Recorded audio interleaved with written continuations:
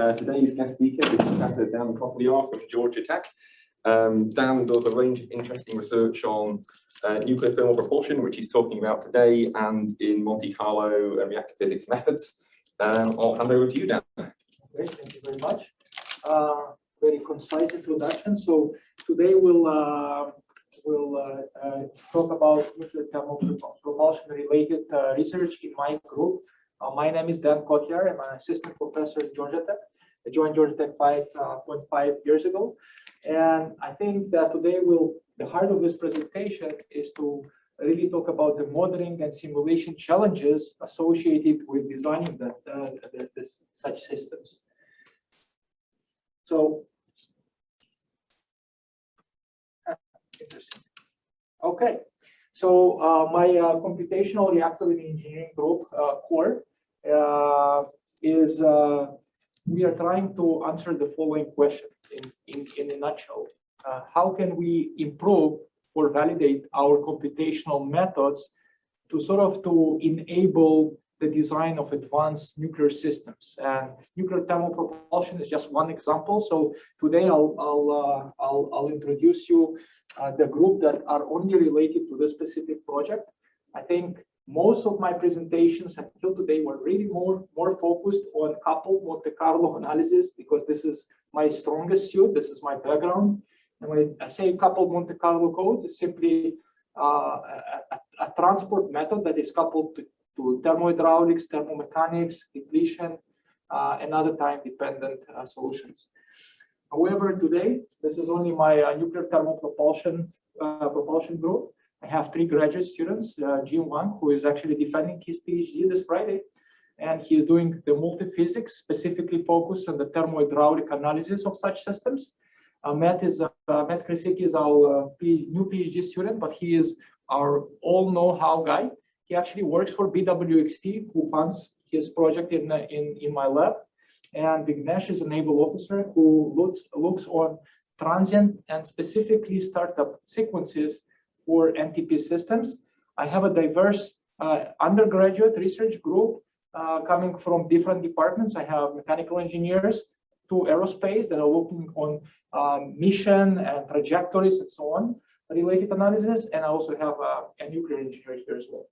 Again, I think that most of the work, I'm here to collect the fame and glory, but they do most of the work, of course. So the outline of this presentation will start with defining the figure of merit for propulsion systems. We'll briefly introduce why do we need a nuclear thermal propulsion system, why there is a great benefit in using them. I'll introduce some historical background, and compare versus modern designs. Today's presentation won't focus really on a specific design, more on the modeling and simulation challenges. And then we'll talk about some key challenges of nuclear thermal propulsion technology. I will introduce the expander cycle, because as you will see, you cannot model a specific reactor core for that specific design without modeling the entire system. It is simply wrong. So this is a very untraditional, because in light water reactors, for instance, will tend to decouple the nuclear reactor core from the system, especially in the steady state analysis. Of course, you cannot do this for transient, but you can definitely do this in steady state. In steady state for nuclear thermal propulsion systems, you cannot do that. That will lead us to the modeling and simulation challenges, and our approach, the approach that we adopt in our group to tackle some of those challenges. Of course, we cannot tackle them all, and eventually we'll have some results and summary. So it's a bit crowded, but let's talk about some basic parameters. So thrust, we know that thrust is simply produced by accelerating and ejecting the propellant. Okay, so thrust in a very simple way is proportional to the mass flow rate of your system. So the more propellant you feed in, you can produce more thrust eventually.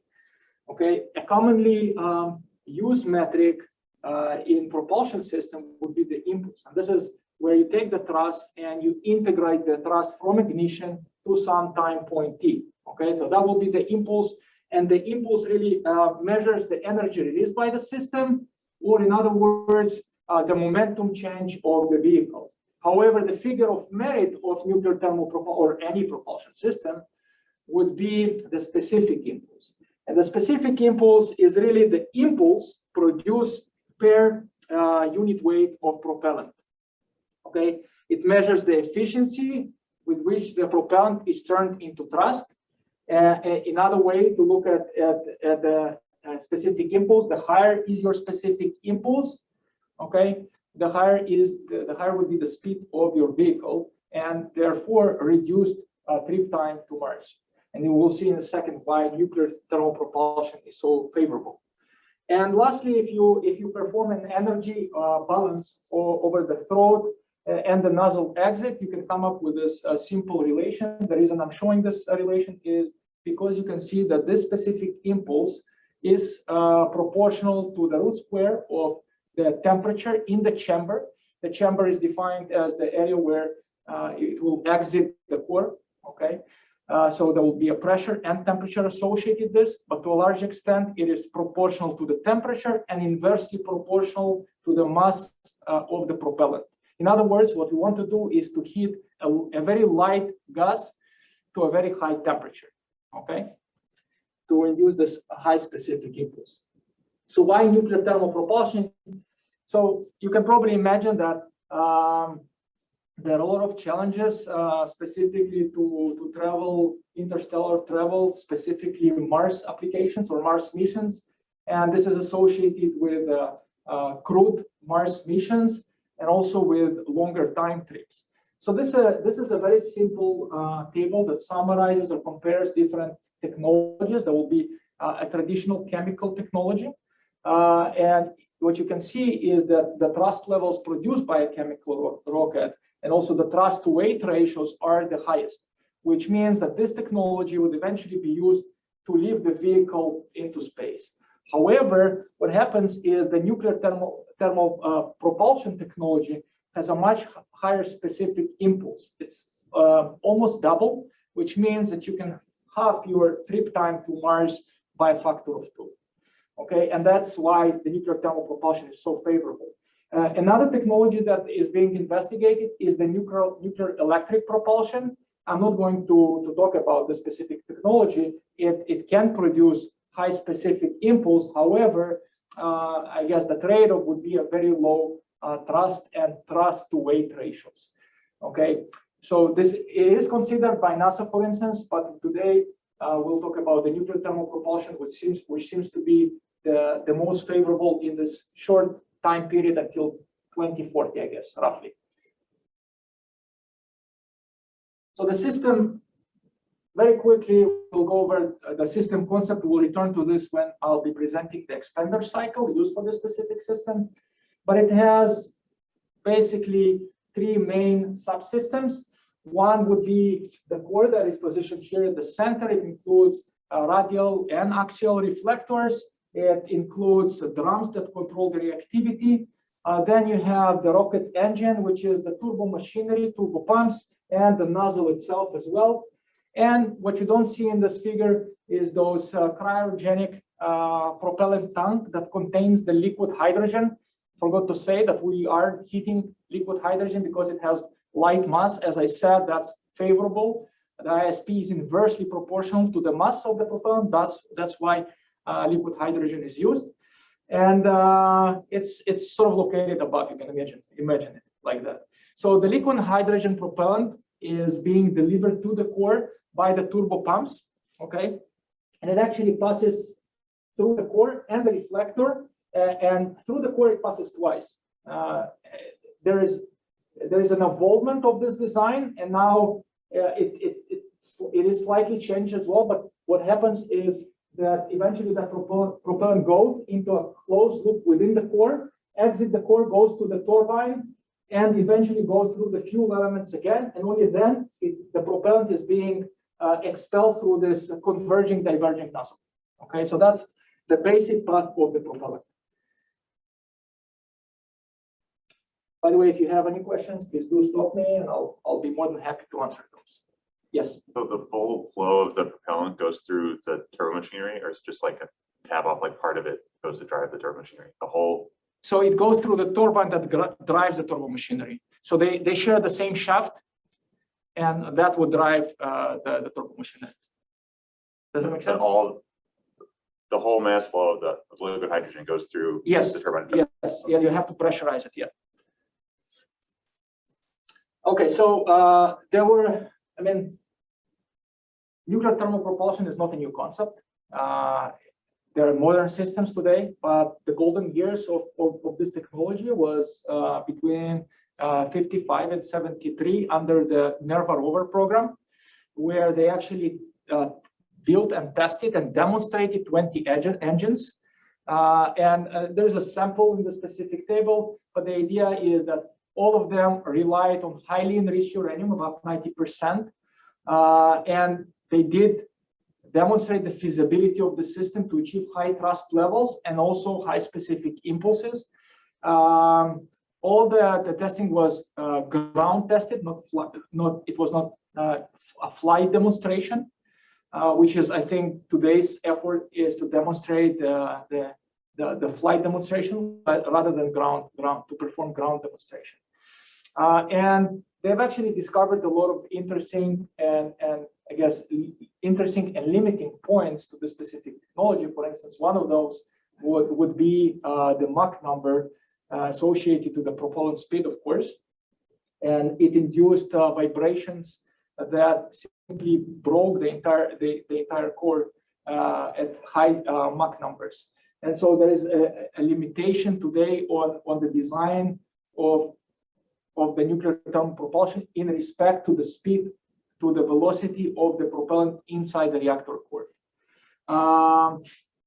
They were also the first, this program was also the first who used control drums to control the reactivity. I know a lot of the microreactor system today use the drums to control the reactivity of the system. This was initially developed under this specific program. And Phoebus, for instance, was the largest nuclear thermal propulsion engine built, produced large level of thrust, produced a lot of power. The specific impulse was much larger, as you can see from when you compare it versus chemical rockets.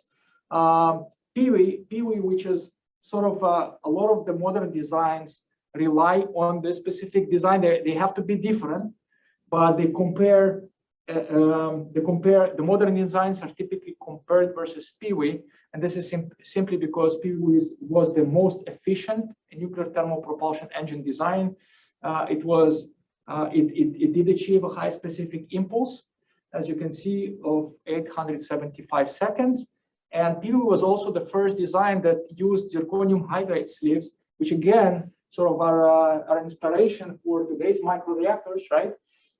Because what they wanted to do is they wanted to save some of the fuel mass, because the fuel weighs more than zirconium hydride, and you only need to reach a certain excess reactivity over the entire mission, because you will only operate the system for around 4 hours overall. So you don't really need to have depletion. Depletion does not really happen, only poisoning of short-lived products. Okay. So this is just an overview and comparison between historical and modern programs. So as I said, NERVA and rover, they relied on highly enriched uranium. Actually, all of them relied on highly enriched uranium. NERVA and rover program use some type of carbide materials in a graphite matrix.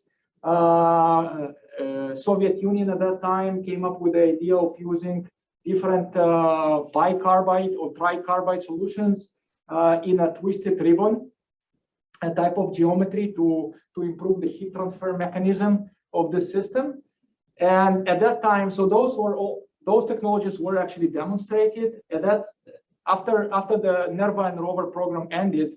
I think there was another program executed by GE and Argonne National Lab, where they actually looked on the different refractory metal composites, which contained uranium dioxide or uranium nitride embedded within a tungsten matrix. And that's sort of like an inspiration for modern systems of nowadays. So if you look on current efforts, you'll see that what are being considered for the fuel and the matrix would be uranium nitride that are embedded in either molybdenum or tungsten ceramic matrices. The reason you want to use uranium nitride is because it has a higher heavy metal, so you can have a more compact design, but also because it has higher conductivities, which are not degraded as a function of temperature as well. I should probably say that some complementary ongoing work looks on ceramic fuel material types, and NASA, they have, I believe it's called the entries facilities, where they run hot hydrogen to test different material combinations and their compatibility with hot hydrogen. And that's why ceramic materials are so favorable, because they are compatible with hot hydrogen. Again, this is just an overview of ongoing, I would say even funded NTP-related activities. So there is a large effort led by through DARPA to actively pursue NTP technology, and Lockheed and Blue Origin were selected as the spacecraft providers. We, as Georgia Tech, we interact with BWXT technology, and they are actually funded. So we are sort of subcontractor of a subcontractor, because they are funded through the Space Technology Mission Program through NASA. There are different venues here. BWXT technology are developing the high temperature fuel, and are also part of demonstrating this technology, demonstrating the entire part of the technology. I think they are responsible over 30% roughly of the demonstration itself. So this is where we play an important role. And again, we are not promoting a specific technology. We are simply providing, I guess, reference computational methods. I would summarize it that way. There are also ongoing activities within Idaho National Lab with their trade facilities, where they plan to run hot hydrogen over uranium nitride cermet and uranium nitride SUR, the ceramic materials. And there is a lot of discussion about flight testing, possible flight testing, as opposed to ground testing. I thought this would be interesting for you to know, especially if you search for a job opportunity, because a lot of this is sort of like the distribution of efforts in the United States. And most of the funding is really related, or was given to industry partners. And some that are worth to mention would be BWXT, that as I said, they're focused on developing the fuel itself as well. You have the, I guess, Advanced Mechanical Associates that are experts in mission design, trajectories, sizing of the system, and so on. You also have Aerojet Rocketdyne. They are focusing on the turbo machinery part. UltraSafe are a big player nowadays. They are doing bits and bits of everything, so to speaking. NASA Marshall Test Flight Center, they, as I said, they leverage their entries facilities to run hot hydrogen and check compatibility of different fuel types and so on. GATech is sort of a new player in the sense of material analysis. So that's something that you might want to check. There are not too many academia partners, but before I talk about academia, I would probably say that Idaho National Lab are a major player right now in that specific, and they also got a lot of funding from NASA to do a lot of the work. They leverage their treat facilities. That's number one, and even more importantly, at least from my end, and this is they are using their MOOS tools in order to do multi-physics analysis, also time-dependent multi-physics analysis of such systems. Okay, we are not sort of, yes, I listed ourselves as well, but we are really part of the BWXT endeavors.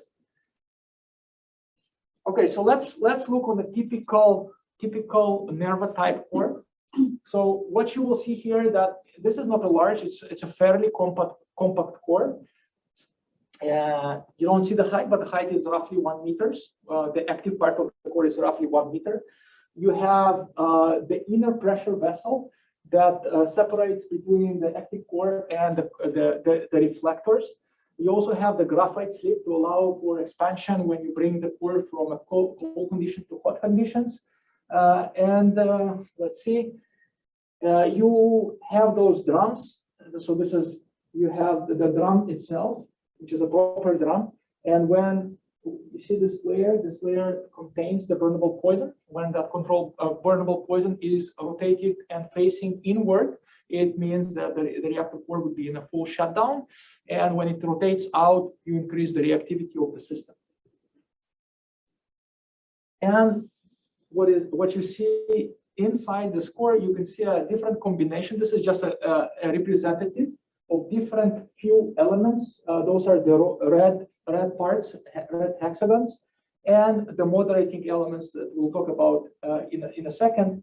But it is important to say that previous historical designs, they call those tie tubes. The tie tubes were there in order to provide structural integrity and hold the entire core together. Nowadays, we call them the moderating elements, and this is because inside the tie tube, we insert a moderating material to improve our neutron economy, to make this design simple, because remember, we switch from a high enriched uranium to a low enriched uranium, or high assay low enriched uranium. So if I'll focus very quickly on the sub-elements within the core. And again, you'll see in the literature nowadays, the fuel elements are slightly different. The moderating elements are slightly different. What I'm providing you is a PV-like reactor core. What you see here is the fuel mid is this red part, and the propellant, the hydrogen propellant, would flow through those coolant channels. In this specific case, I'm presenting 19 coolant channel designs, but typically now the pitch changed and you have more coolant channels to increase the heat transfer area. The moderating element, there are a lot of sub-regions. What is important to note here is this yellow, first of all, that's the most important one. This is where we place the zirconium hydride. Okay, now it is well known that zirconium hydride, once exposed to high temperature, it has a very there will be hydrogen migration and dissociation and migration. And so in a way, if you understand that the fuel elements are touching the moderating elements and the fuel elements are heated to a very high temperature, you would also understand there is a strong heat flux between the fuel elements and the moderating element. And you must shield the moderating element from that high temperature application. And therefore, you would find in one of the layers, you would find a porous zirconium carbide layer that sort of serves as a means of high resistivity, so that, to reduce the heat flux from the fuel element to the moderating element, which is extremely important. Let me see. So the flow inside the system is somewhat more complicated than you would see in a traditional system. What typically happens is we have two flow regions in the moderating element. The first one is the center. This is where the propellant enters through the center. This is called the supply channel. And then in a closed loop, it would go through the periphery, the second blue area, and that would be the return channel. And then the flow, the propellant would exit from the system into the turbine, and only then it will merge with a stream that is coming from the reflector, and only then it will go through the fuel elements. So what I've just said just emphasizes the need to model the entire system if you want to get accurate boundary conditions to the reactor core. Now, if you get the boundary conditions, that's another story. But the only way to really get them is through the system analysis.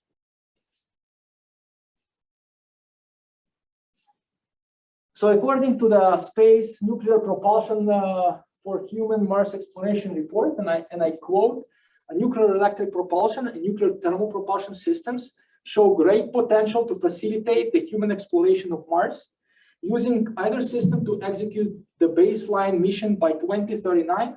However, will require an aggressive research and development program. So let's look at some of the key challenges. First of all, we have to heat the propellant to a temperature of around 2700 K, and this is the temperature that would yield the desired specific impulse of around 900 seconds.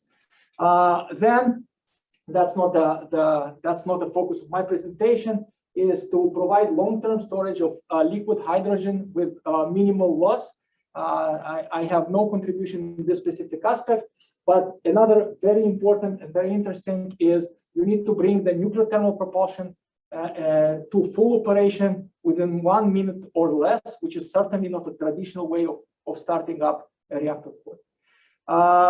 Now, it is true that we have previous experience built on the previous NERVA rover program, but those did not really demonstrate in-flight capability. So there are still a lot of open questions in terms of the optimal design, especially that we now know that we need to do a lot of modifications that are associated with transitioning from the high-enriched uranium to low-enriched uranium fuel.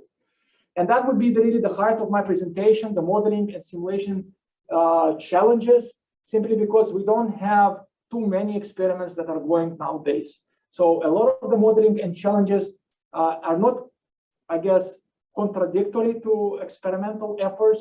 They would drive different experiments that need to be executed, and they will also drive the design as well. And we certainly have the computational capabilities nowadays. Okay, so those are there will be 4 modeling and simulation challenges that I want to quickly cover and sort of explain how we address and what is the importance of capturing those effects. And we'll start by modeling the engine and engine balance of plant, modeling and simulation tools capabilities. And as I said, those tools are really limited. So when I started this work, there was no take off of the shelf tool and use it to model an NTP system. It doesn't really exist. There is a numerical and simulation tool called NPSS that was provided to NASA or developed by NASA. But the thing is that it is very difficult to control the reactor core parameters in that specific system, and you cannot really change it to and adapt it to a different NTP core designs. So we sort of had to develop our own stuff. I will start with describing the expander cycle, and then I would explain the computational requirements that need to be developed in order to model that specific cycle. And this is the cycle that is being used by the nuclear thermal propulsion systems. So what you have is the hydrogen is pressurized by the pumps, and it flows until there's a certain point where the flow splits between the reflector and the nozzle skirt to cool, because you still need to cool down the nozzle, and it goes up. Another part of the flow would actually go through the moderating element loop. As I said, it's a closed cycle, so the propellant is not yet ejected. It goes back, and at some point, those two flows, they would recombine, and they would flow through the turbine. A very important point to note is that you have the bypass valve here, and that bypass valve would control how much flow is admitted through the turbine. So the more the flow is admitted through the turbine, this is how you would eventually control the pressure of the system. Okay, does that make sense?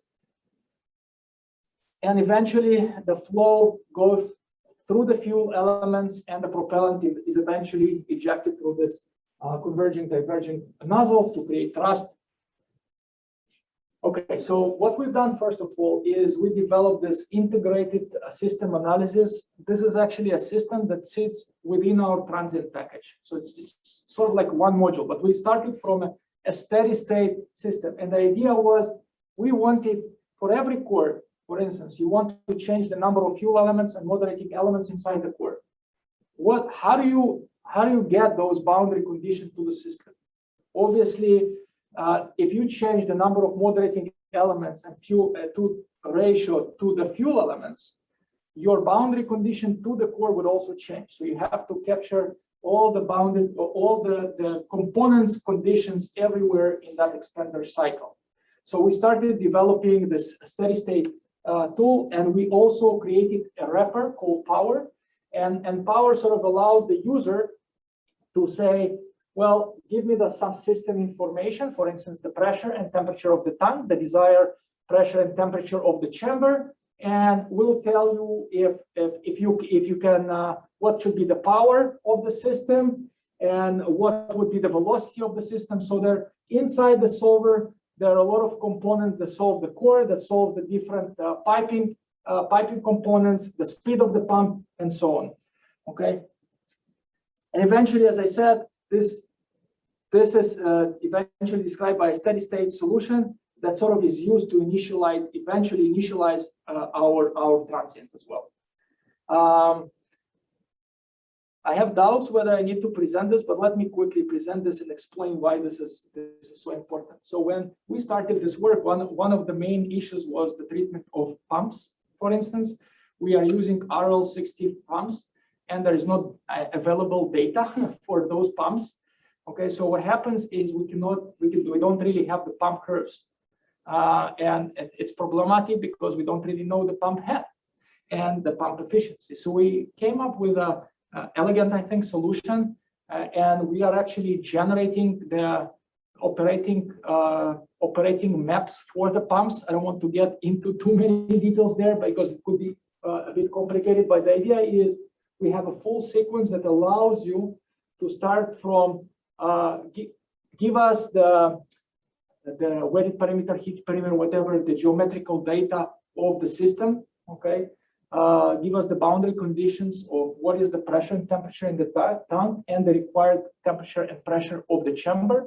And the system would evaluate the mass flow rate requirements for this, or the maximum mass flow rate requirement for the system.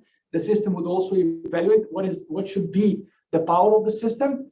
And then we have this iterative loop that sort of guesses the pump head and eventually evaluates what should be the final converged pump head by balancing the torque applied on the shaft from the turbine pump to the torque applied to the shaft from the pump part.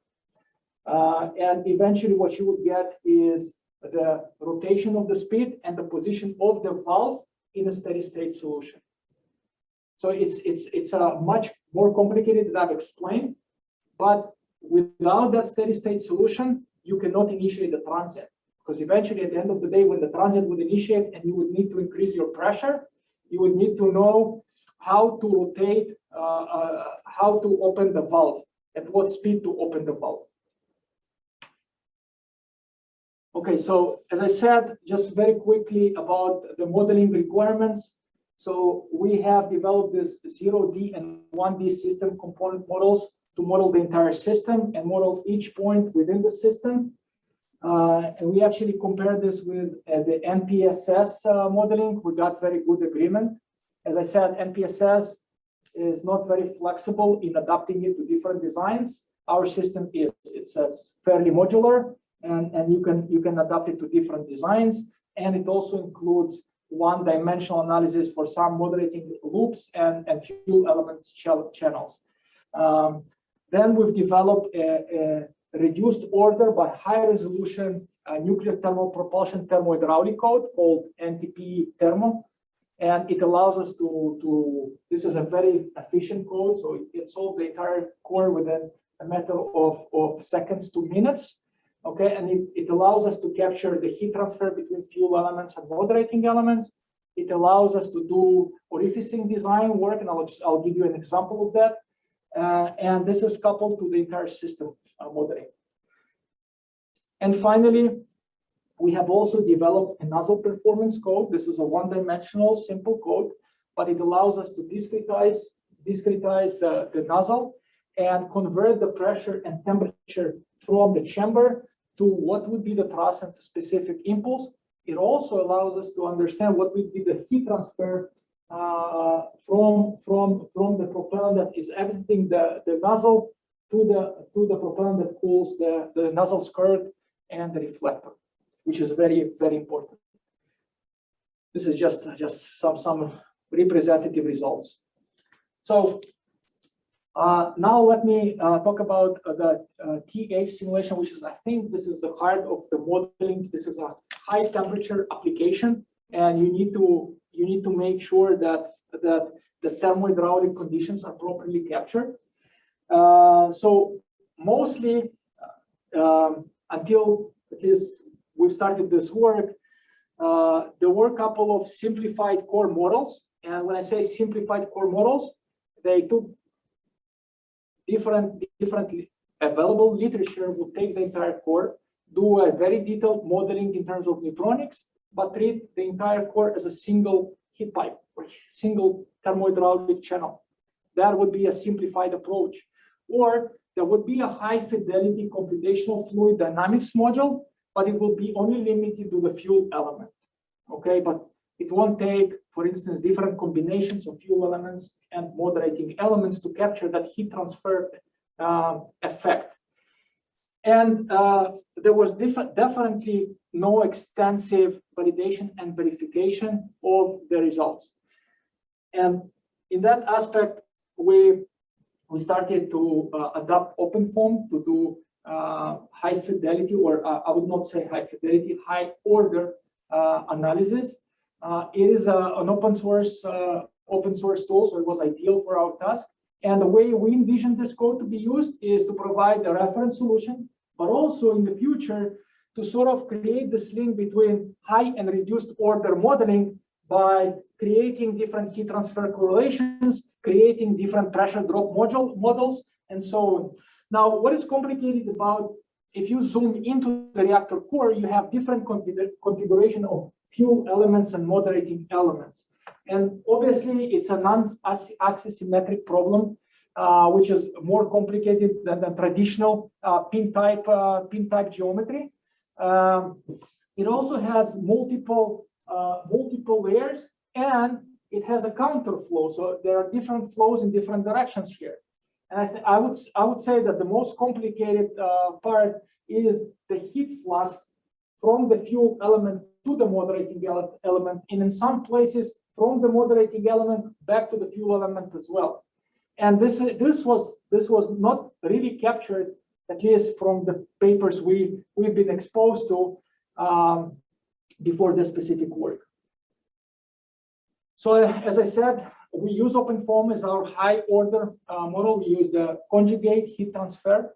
And what we've done is simply validate.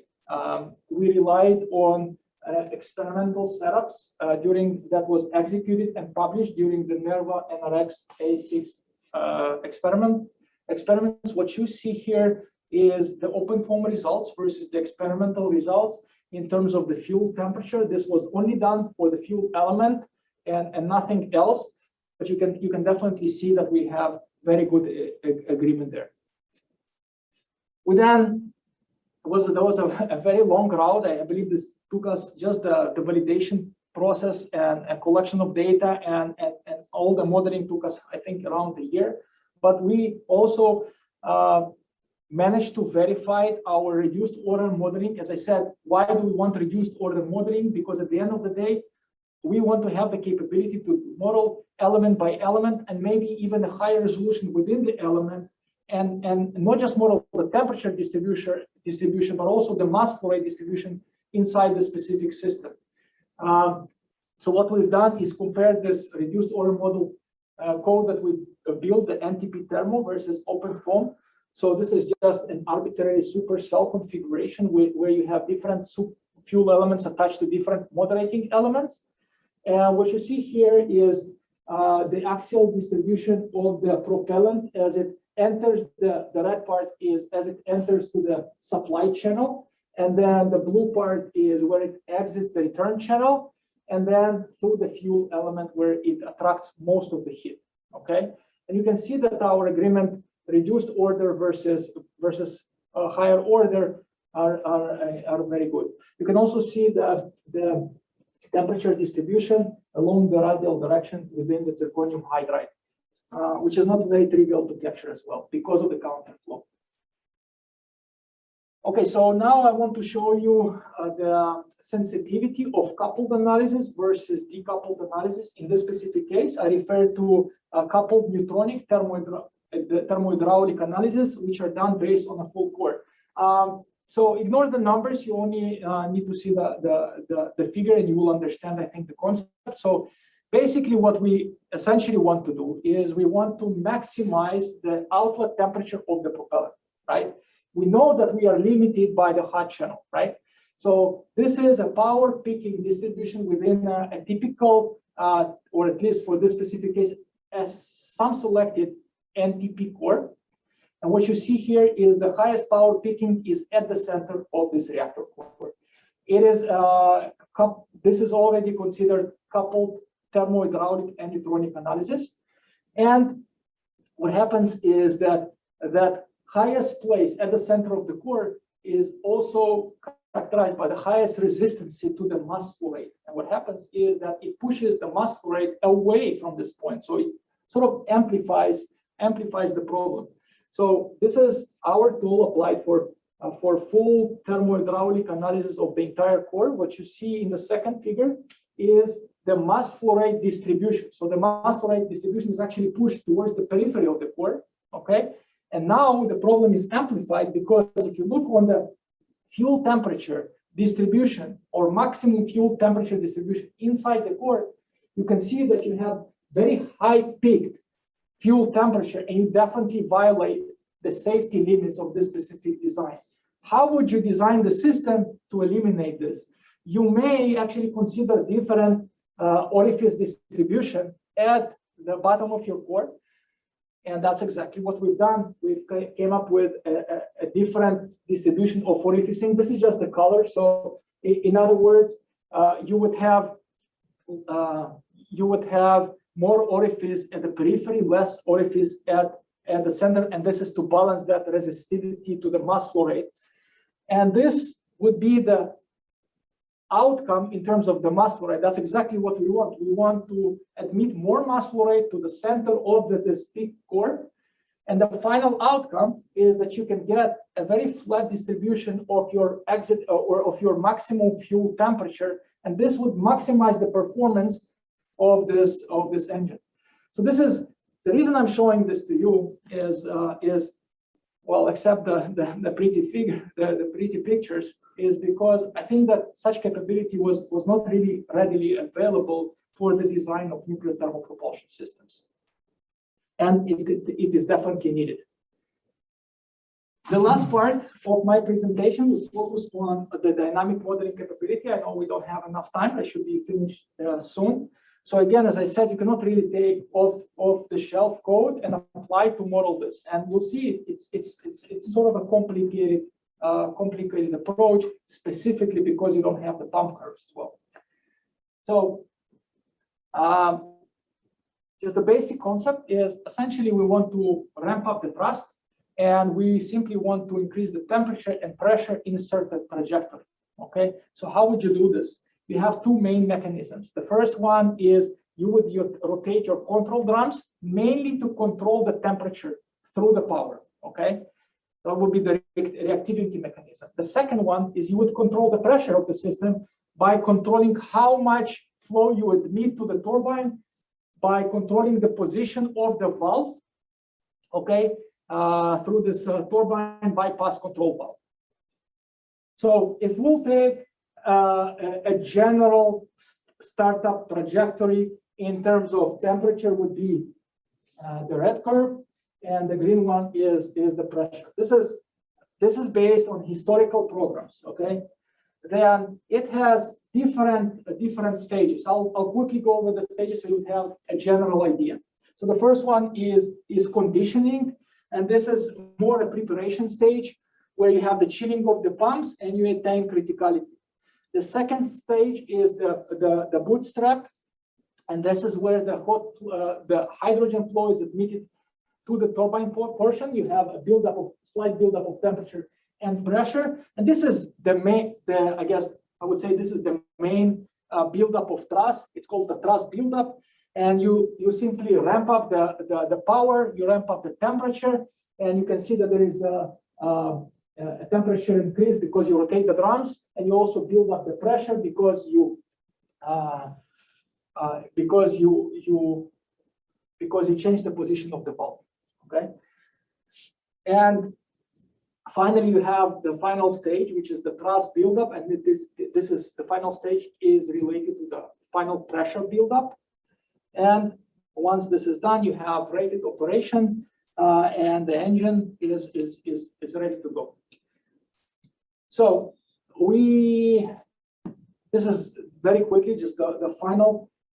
At the end of the day, what we want to do is we want to build up the trust in such a way that we don't have power overshoots, which would result in temperature overshoots as well. So we want to ramp up the power, let's say in 30 seconds. This is just an example, okay? But you don't want to have power overshoots.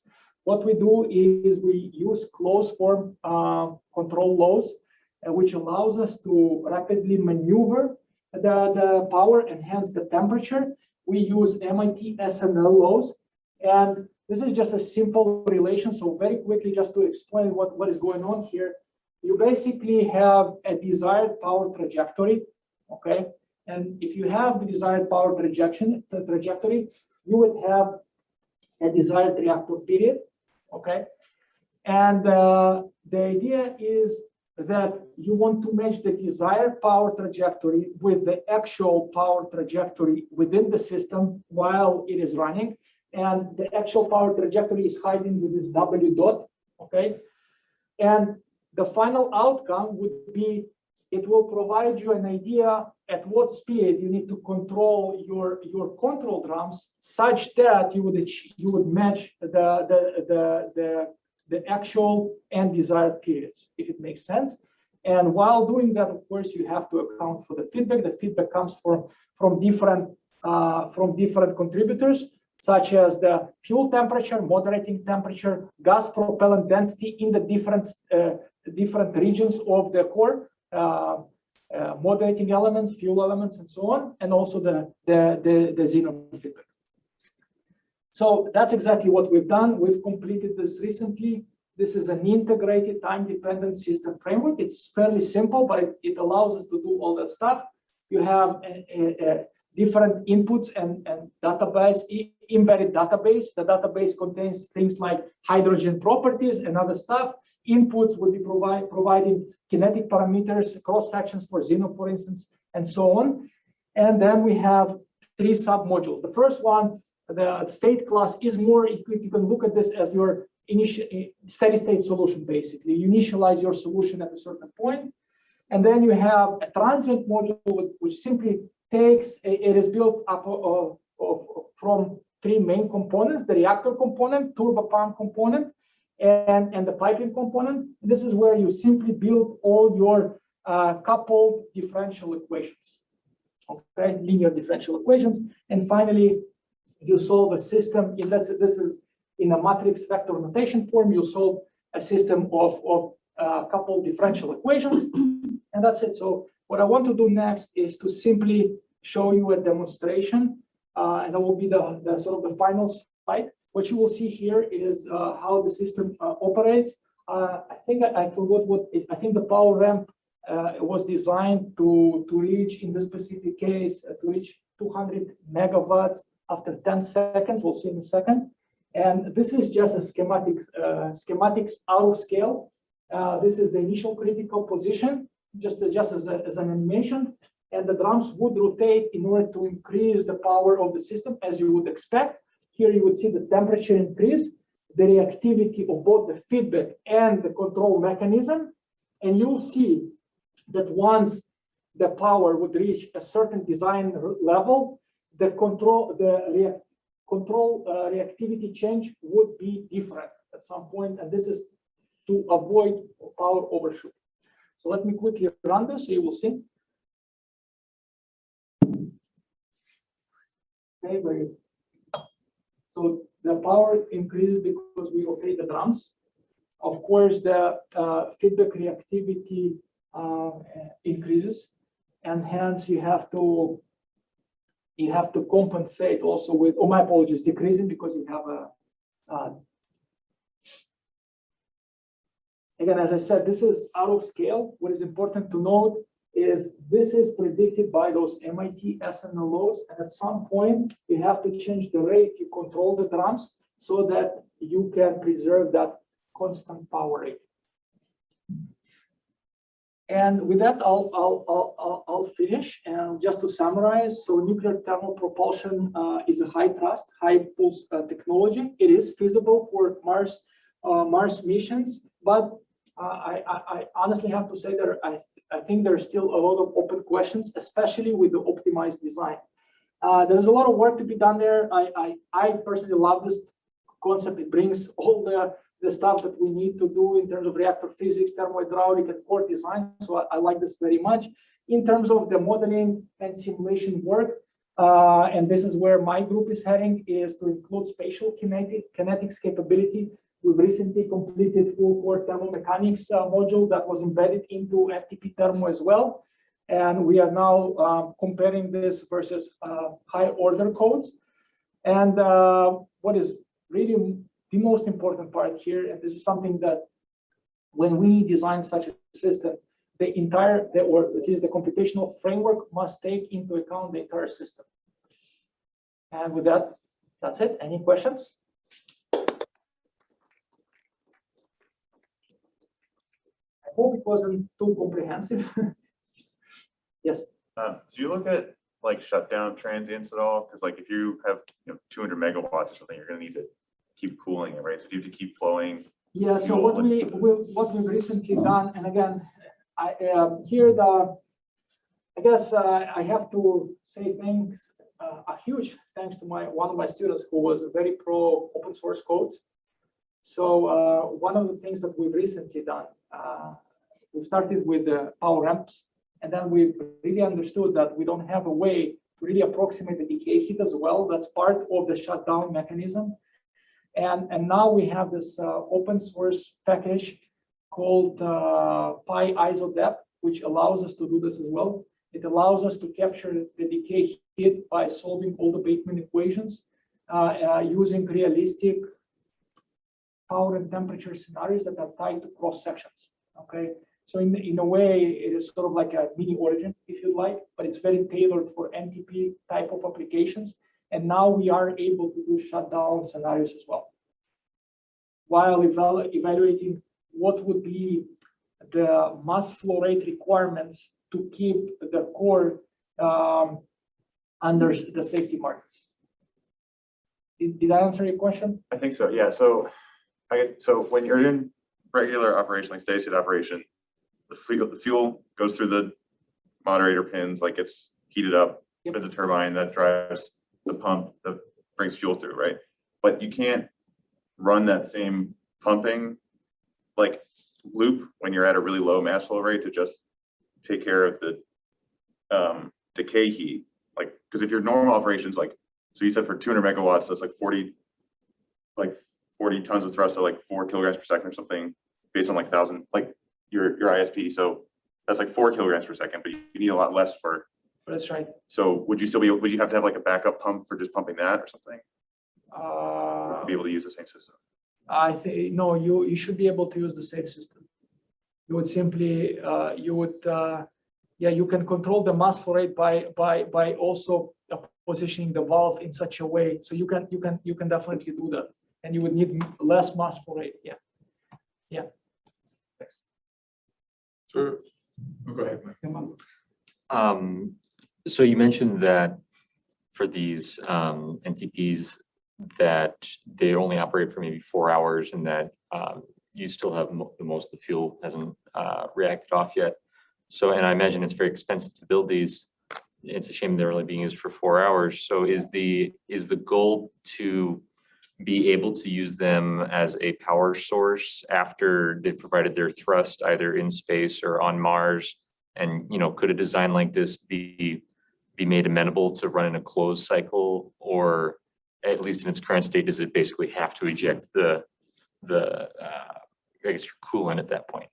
So I think this is a very interesting question. Unfortunately, I won't be able to give you a final concrete because I'm not the one who is planning that. But there are a couple of points that need to be considered. First of all, you want to minimize the heavy metal loading, that uranium loading that you load into this. So this is, I guess, it's not the highest priority in designing the systems right now, but it is a priority to minimize the mass of the fuel. And this is because you would create a higher thrust weight ratio for different maneuvers of the engine, of the vehicle. And second of all, because you would minimize them.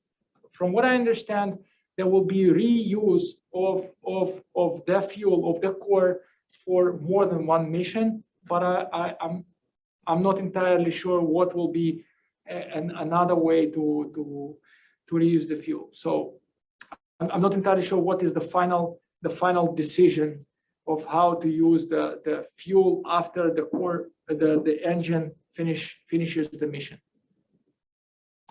My apologies. No, that's fine. Thank you. So a question from the online chat about V&V. So, what is the approach to V&V since you can't fly? I mean, before you can fly the spacecraft, how do you attempt to do V&V on them?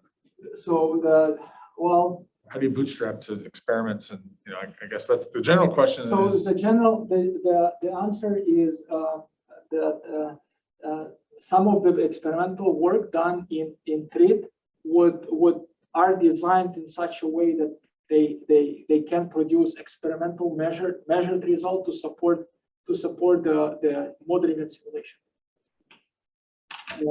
The in-flight demonstration is also a support of the demonstration of this technology. So it won't be done, the in-flight itself would not be done on a full-scale thrust level, for instance. It won't be taking the engine to highest ISP. That's from what I understand. That is how the technology is moving. The in-flight will also demonstrate and be part of that V&V in a way. and I had a question, a couple, but just if you go back one slide to those transients. So that's the chamber temperature. The chamber is the core. The chamber is outside the core. So the exit conditions from the core. So why is the feedback continuing to increase in magnitude after you reach a constant power? So at 10 seconds, you reach fixed power, you reach fixed temperature, but the negative feedback is growing. Is that xenon, or is that, I mean, why is the negative feedback not constant at beginning So of 10 seconds? it is compensated by the positive control reactivity. No, I understand it's compensated. I'm just wondering why it's changing still. Why is the feedback reactivity changing when the conditions of the core have come to equilibrium?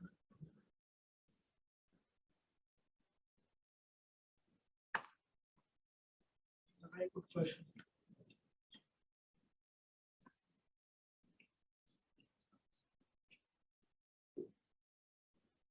Well, I'll tell you in a second. So what you don't see here is the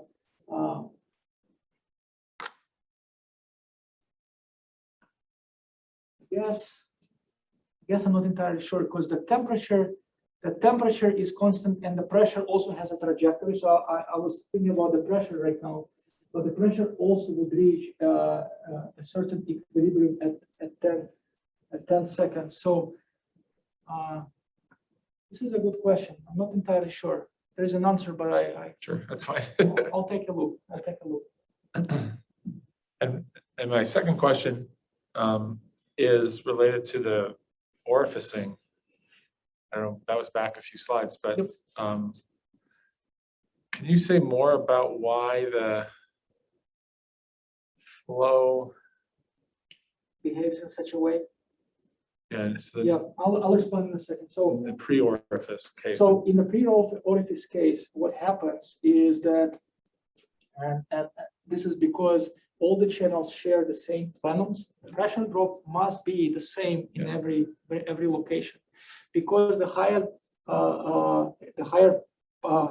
power peaking spots would produce higher pressure. In principle, the mass flow rate would be redistributed in such a way that the pressure is equivalent in all the channels. So why do they produce a higher pressure, such a higher pressure that you get this difference? Because you would have in higher channels, you have a different velocity of the propellant, which would drive your acceleration pressure, for instance, where pressure drops. Yeah. So different expansion of the propellant. Yep. Basically. Yep. Okay. Yeah, and that is actually a very interesting point because it also ties, I mean, I'm not presenting this, but one of the main issues in the system is that it is known that the control drum would be rotated to compensate the reactivity when you are bumping up the thrust. And what is known to happen is that the power shift, radial power shift inside the core is very sensitive to the control drum rotation. And this has not really been taken by any code. At least nowadays, what happens is even when you design the orifice, this is another problem which is you cannot see here. But even when you design the orifice in such a way, the orifice would be chosen to be fixed in the design. However, although maybe at some point of your starting point, the temperature is relatively uniform, because you'll be rotating the drums, the power fluctuation would happen, and you never know how this behaves. So what I'm trying to say is that such optimization studies of the orifice has to be done in respect to the transient itself, in respect to the system itself, which is very important.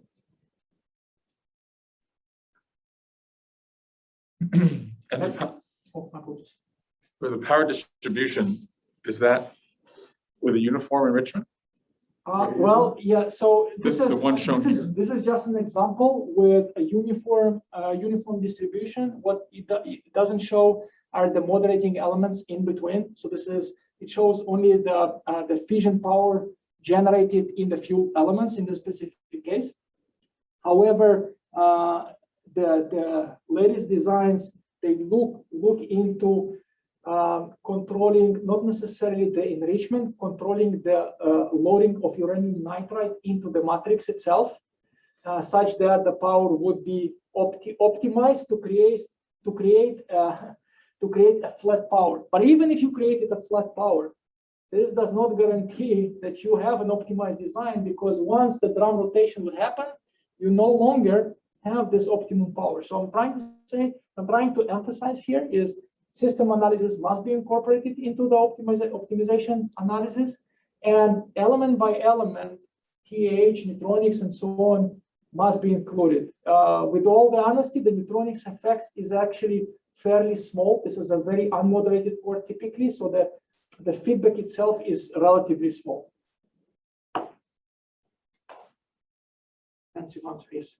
So you had like the general requirements that were laid out in that report. I guess I understood the first two, and the third one was that you need to be able to get to full power in less than one minute. Yes. Why do you care about 1 minute? Yeah, because otherwise you lose a lot of the propellant. You're not using. Okay, So your specific impulse depends on the sort of integrated, right? Integrated in terms of time. So if, for instance, you spend more propellant, then you are not efficiently using the propellant to create that specific thrust on average. So ideally, you would want to create that from 0 to nominal in 0.1 seconds, but you cannot, right? Now you talk with aerospace, they are moving very quickly. I mean, the response in terms of the turbo machinery is very quick, but in terms of the reactor physics, the response is much slower. How is that? You said you have a reduced order model that links your sort of detailed high fidelity simulation to you showed that the high fidelity simulation matches your reduced order model. Yeah. Is the reduced order model a channel model, and is it somehow using the high fidelity data to inform some of the correlations or something? Not exactly. So the reduced order model is based on equivalent channels, but we've implemented different iterative techniques to account for the heat transfer, which is governed by the conduction between fuel elements and moderating elements primarily. So in essence, it is a reduced order modeling, but the iterative approach with some geometrical factor correction allows us to capture, for instance, to take and make the equivalent model to preserve the hexagonal, for instance, arrangement and so on. So on average, we can predict propellant temperature very accurately. the heat transfer modules that we use do not accurately predict the cladding and fuel temperature. We are always over predicting. And if you really want to predict this, you need to have at least a two-dimensional conduction model, which we also done. So the student that is presenting on Friday, he built an NTP foam solver, which couples neutronic analysis and thermohydraulic state analysis, and it accounts for true two-dimensional analysis, which is done in a very time-efficient manner. Thanks, Dan. We're overrunning a bit, so which shows how interesting we all find this. So I guess both of you are still here. If we thank you one last time. So what do I do now? I Stop think sharing? I think you stop sharing, yeah, and then leave the meeting.